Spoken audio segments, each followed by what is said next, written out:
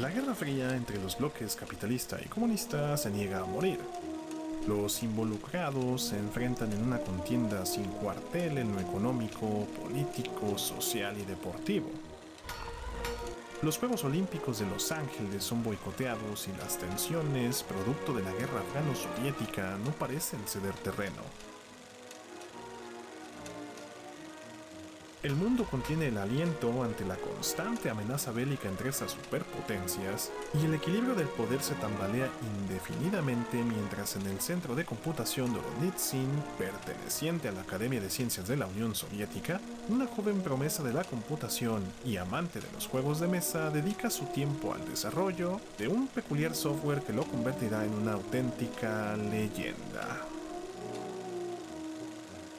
El mundo estaba por conocer al juego por excelencia, un simple producto que, tomando como concepto principal la construcción y apelando a la compulsión de los jugadores, no encontraría resistencia alguna y lograría lo que las viejas autoridades de los bloques enfrentados alguna vez desearon tan fervientemente: conquistar el mundo entero.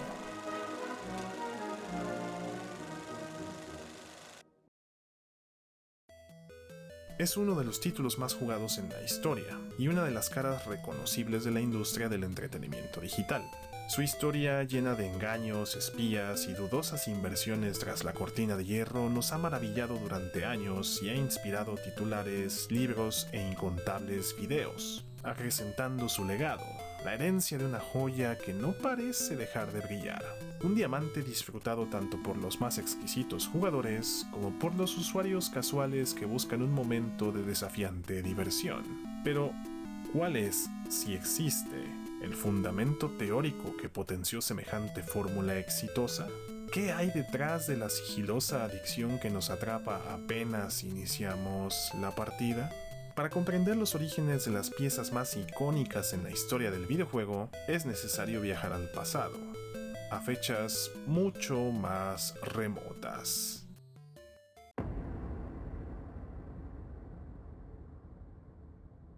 Solomon Wolf Gollumb, matemático e ingeniero estadounidense, en la conferencia del Club de Matemáticas de Harvard, explica con lujo de detalle lo que el mundo conocerá como los poliominoes. Figuras geométricas cuya principal característica es estar construidas a partir de un número determinado de cuadrados iguales y unidos entre sí por uno de sus lados. Con esta conferencia, la teoría detrás de algunos juegos de mesa, fabricados desde los primeros años del siglo XX, comenzaría a formalizarse. Y figuras tan simples como los dominos se convertirían en objetos de estudio desde una perspectiva matemática. Fue la fascinación por uno de los tantos juegos basados en los poliominoes, conocido como el juego de los pentomino, la que atrapó a Alexei Leonidovich Pajitnov, un joven moscovita que, mientras trabajaba en la investigación de nuevos algoritmos computacionales, tuvo la idea que cambiaría su vida por completo. La familia de los pentominoes contiene 12 piezas creadas con 5 cuadrados cada una. El reto consiste en acomodar en un rectángulo de ciertas dimensiones todas las piezas de tal modo que el área total del rectángulo quede cubierta. Si bien Solomon Gollumb fue quien acuñó el término de poliomino, es justo decir que los pentominoes ya habían sido propuestos muchos años antes por el matemático y diseñador de acertijos británico Henry Ernest Dudney, quien en 1907 publicó su primer libro titulado The Canterbury Tales and Other Curious Problems. Más en concreto, la primera aparición de estas curiosas figuras puede encontrarse en el problema número 74, llamado El tablero roto de ajedrez, que narra una pequeña confrontación histórica entre el gobernador de Normandía y el rey de Francia. Según esta historia, el casual juego de ajedrez sostenido por ambos mandatarios se tornó candente y terminó en un ataque que rompió el tablero de juego en 13 piezas diferentes. El problema planteado por Dudney fue la reconstrucción exacta del tablero partiendo de los fragmentos generados. Por supuesto, la figura 2x2 no pertenece a la familia de los pentominoes, pues no está conformada por 5 cuadrados, pero dentro del contexto del problema planteado por Dudney, tal recurso era necesario para cubrir correctamente el tablero, que consta de 64 casillas. When you play Tetris, you have impression that you build something. It has a spirit of constructivity. You have the chaos coming as a random pieces, and your job is to put them in order. Tetris es, en esencia, un juego de pentominó. El foso, de 10 unidades de ancho y 20 de alto, conforma un rectángulo fijo y las piezas deben acomodarse de tal forma que no quede espacio libre alguno, con la particularidad, agregada durante su desarrollo, de que las filas completadas se eliminan para dejar lugar a nuevas figuras. Alexei eligió a los tetróminos, que son poliominos formados únicamente de 4 cuadrados iguales. Las 7 figuras originales incluidas por Alexei son conocidas como unilaterales, y las 5 que las generan se conocen como tetróminos libres. En total, si consideramos las diferentes posibilidades, tenemos todos estos tetróminos, llamados fijos. You know, when my first stuff I told you about start working on the screen, I couldn't stop playing myself. I didn't have score, I didn't have any decoration, no next piece, nothing, just the pieces appearing and falling down. And I make an excuse for myself that I'm just debugging something, but I cannot stop playing, so I realized that it's gonna be a good game. Alexei supo que los tetróminos eran los adecuados para su proyecto cuando observó que sus compañeros disfrutaban en extremo del juego. Esta característica del juego, atribuida a la complejidad propia de armar un rompecabezas y al gozo que ella puede generar en nuestro cerebro, no pasó desapercibida por todos aquellos involucrados en mayor o menor medida en la lucha cardíaca por los derechos de publicación. La historia se ha encargado de inmortalizar las peripecias de ese peculiar grupo de personajes, de entre quienes pueden mencionarse a Vadim Gerasimov, quien fue el encargado de hacer el port para las computadoras IBM, Robert Stein, quien intentó licenciar los derechos de reproducción sin consentimiento de acuerdo a las autoridades soviéticas, Nikolai Belikov, comisario enviado a investigar el robo del juego, y, por supuesto, al ganador de la contienda, Henk Rogers, quien lograría hacerse con los derechos para Nintendo. Tetris, como tantos otros juegos de la época, puso sobre la mesa la idea de ganar, el afán de competir, y en él germinó la misma semilla que florecería en títulos como Donkey Kong, Pac-Man o Q*bert, donde la obsesión por hallar la estrategia óptima permitiría la creación de todo un circuito profesional y el surgimiento de rivalidades sumamente intensas. Entonces, ¿es posible ganar en Tetris? Quiero decir, es posible si jugásemos indefinidamente al juego, hallar una estrategia que garantice la victoria en cada partida o en una partida teórica infinita. El funcionamiento de Tetris es, de hecho, bastante sencillo. Se tiene un conjunto de 7 diferentes piezas, cada una con un área de 4 unidades, y un foso de 200 cuadrados de área en el que acomodarlas.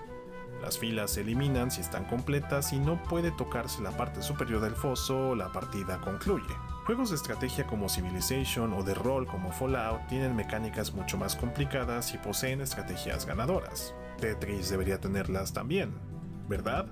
Heidi Purgell, en su artículo How to Lose at Tetris, se pregunta si es posible que un jugador perfecto hipotético pueda jugar una partida indefinidamente y si un programa de computadora sería capaz de jugar de manera perfecta una partida determinada. A partir de ciertas suposiciones y definiendo una partida como una cadena infinita de piezas que aparecen en la pantalla durante el juego, Heidi demuestra que todas aquellas partidas en donde únicamente se tengan Zetas y S's siempre terminará antes de haberse acomodado un total de 70.000 tetróminos, luego de lo cual se llega, por supuesto, a un game over. Además, como consecuencia de este resultado, se tiene que en una partida en donde solo se presenten estas dos piezas, no más de 120 figuras pueden colocarse vertical u horizontalmente sin perder. Can You Win at Tetris, por otro lado, define lo que es una estrategia partiendo del concepto de estado y enlace. Para Burstovsky, el estado de una partida queda determinado por la distribución de las piezas dentro del foso en un momento determinado, es decir, por las casillas ocupadas y libres producto de nuestro juego. Un enlace es un cambio de estado gracias al posicionamiento de una pieza. De este modo, un estado puede asociarse a un turno y un enlace a cada nueva pieza que llega y es colocada en el foso. Una estrategia es, entonces, un conjunto completo de estados y enlaces más allá de si estos permiten vencer al juego. Una estrategia ganadora será, por tanto, aquella secuencia de estados y enlaces que le permitan al jugador continuar su partida indefinidamente, y será no ganadora caso contrario. Secuencias de jugadas que resultan en una partida hipotéticamente infinita las podemos encontrar si consideramos cada pieza por separado. Si, por ejemplo, se tuviera una partida con puras Ls, Zs, Os o Ts, el juego podría continuar sin ningún tipo de problema hasta el final de los tiempos. Pero si se cambia algo tan básico como puede ser el ancho del foso, ciertas estrategias dejarán de funcionar. En retrospectiva, es increíble que un juego tan básico en apariencia haya provocado tanto revuelo, y es aún más impresionante el hecho de que hoy en día sigue siendo uno de los títulos más jugados. Tetris posee un gran número de versiones y ha visto pasar tanto diferentes estilos gráficos como de juego, lo que lo convierte en un título que, contrario a la gran mayoría de la industria, parece permanecer estático en el tiempo. Actualmente, el juego ha sido dividido en dos variantes principales: Tetris moderno y clásico. Mientras que en el clásico no se cuenta con la posibilidad de guardar una pieza en reserva, ni manipularla una vez haya entrado en contacto con el resto, en el moderno el jugador sí que puede hacerlo, obteniendo cierta libertad durante el gameplay que puede afectar la estrategia elegida para sobrevivir. El cambio más notable, sin embargo, es uno que no se nota a simple vista, y es el de la bolsa de figuras, un concepto introducido en la versión moderna que impide que el jugador se estanque cuando, por mero capricho del azar, únicamente aparezcan piezas que favorezcan estrategias no ganadoras. Los generadores aleatorios han estado presentes en los videojuegos para cumplir diversas funciones, desde generar ítems con diversas características, niveles a explorar por el jugador y hasta personajes con los que interactuar. El componente aleatorio ha sido necesario e indispensable en cierto tipo de juegos y Tetris no es la excepción. A cada tetrominó unilateral puede asignársele un valor de probabilidad independiente del resto, y puesto que en la versión original del juego no existe ninguna restricción sobre el orden de aparición de las figuras, puede decirse que cada pieza tiene exactamente las mismas oportunidades de aparecer. Si bien una cadena de serpientes de 120 piezas es un evento casi imposible de presenciar, su probabilidad no es cero, y secuencias más pequeñas con una probabilidad mayor, como dos Zetas y una S, Jotas o Ls consecutivas, pueden llegar a representar problemas para el jugador si la partida está avanzada. Una bolsa de figuras limita la generación de los tetrominós a grupos de 7, de forma que no puedan generarse secuencias desfavorables para el jugador, salvo el caso extremo en donde una bolsa termine con la misma pieza que inicia otra y, como tercer figura, se utilice una igual almacenada en la reserva. Pero, ¿son todos estos los únicos secretos de Tetris y sus tetrominós?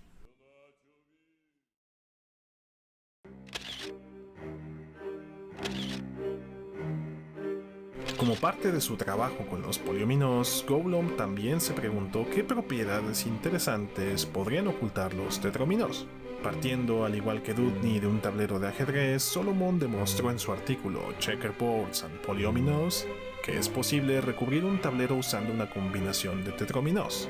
Claro que este resultado, aparentemente obvio, parece provenir de una división sencilla entre el área del tablero y el área de cada tetrominó.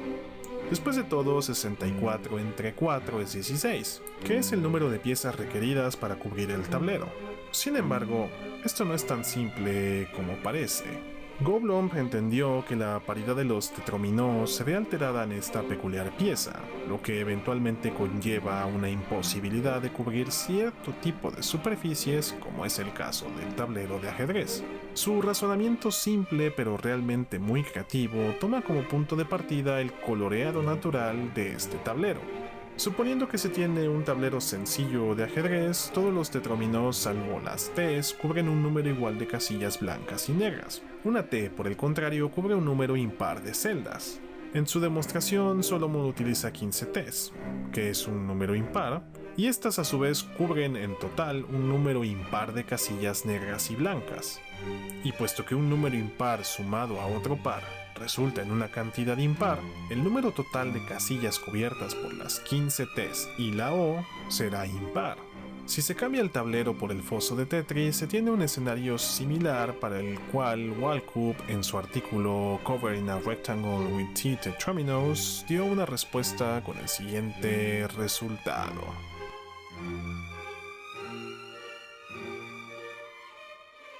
Es decir, el foso de Tetris de dimensiones 10 por 20 no puede recubrirse usando únicamente T's.